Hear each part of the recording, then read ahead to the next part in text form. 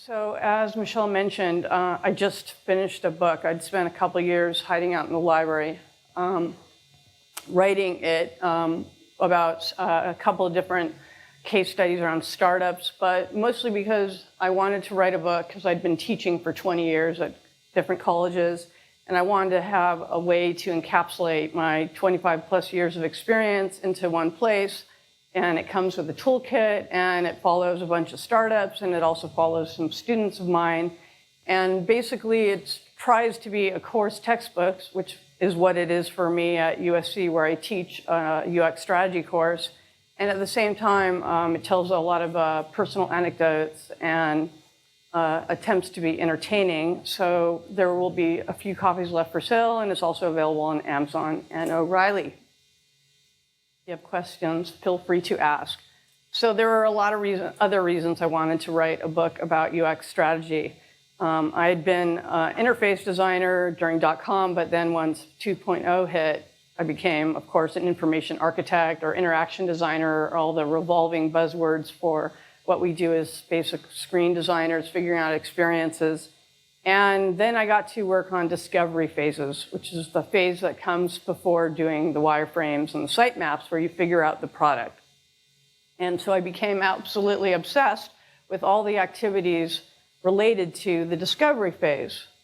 And one of them that I found particularly interesting that inspired me to write this book was the journey map. In fact, chapter 9 is about designing for conversion, and there's a little caveat in there for all the UX strategists who are wondering why I'm not writing about journey maps in this book.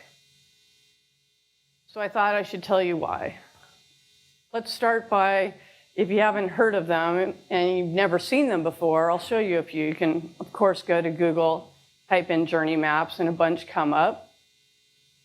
But the basic concept behind them, for those who haven't done them, is if you're working in an enterprise or startup or agency, you get all the really smart people into a room, typically surrounded by glass walls with whiteboards. You sit everybody down in air-on chairs, and then the most assertive people go up to the walls and move the sticky notes around, trying to figure out all the touch points of where the customers come in contact with the product. After they arrange the sticky notes on the wall over and over again, then they start taking iPhone pictures of them, and they send the designer back to their computer, where then they make these gorgeous maps that we saw.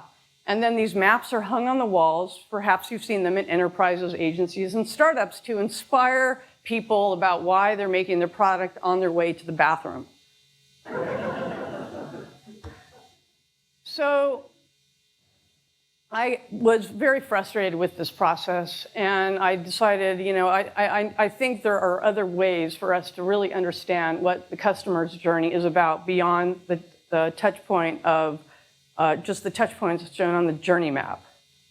Because the goal is to get the customers down the funnel. And once again, I forgot to bring my funnel up here. So let's pretend I'm holding a real life funnel, and imagine I needed to put oil into my car with it. But it's basically this concept, that we have a big opening at the top, and that we need to get our customers and our users to come into the top of the funnel so that we can get them to come out of the bottom through transaction, through using our site. And trying to figure out how to do this is called conversion. And so it's very important that we think about designing for conversion, because we want to have addicted users, people who keep coming back to our site, not users who just come to the top of the touch points and then dash away. I'm not the first person to be thinking this. Dave McClure, who's famous for his pirate metrics, wrote quite a bit about the different stages of acquisition, activation, retention, revenue, referral, and the different stages that the customers need to go through to keep them engaged with the site, to keep a sticky site. Another book that came out, this was basically, it's a Cliff Notes version of Steve Blank's Customer's Guide to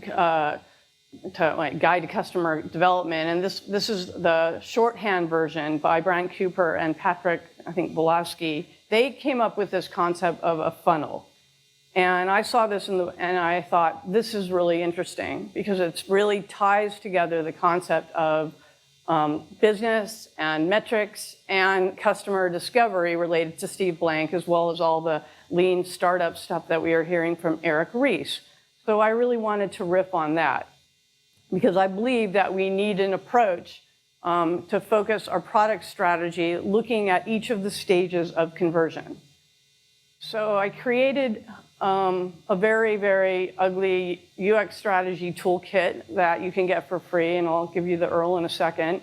And it's a companion to the book, but basically it takes you through all the different stages so that you can think through what your customer needs to do at each step of while they become suspects, leads, prospect customers, repeat customers, and then of course the referrers, the evangelizers of our site or app so that they refer other people and we don't have to pay for advertising to bring them back.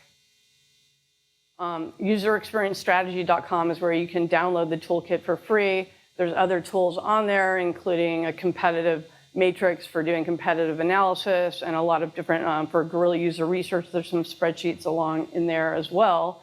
But the basic idea is you start with each stage and you look at what is the user's process, and then you figure out what are the required features to enable this process, what is the desired response that I want from the user or the customer, what does the business have to do to support this task, and what's the most important metric that we're looking for that measures whether we're successful in getting them to the next stage.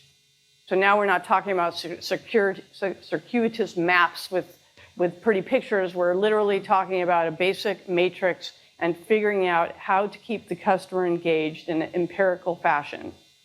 And by the way, you can do this exercise in 4 hours or less. I do this with startups all the time, and I've done this with enterprises as well.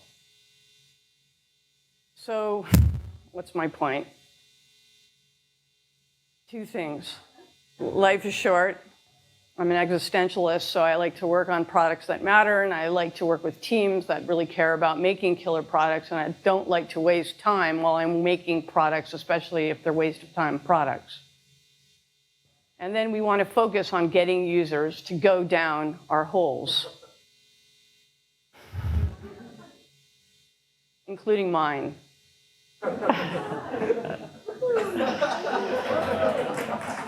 Thank you very much. Thank you, Jamie.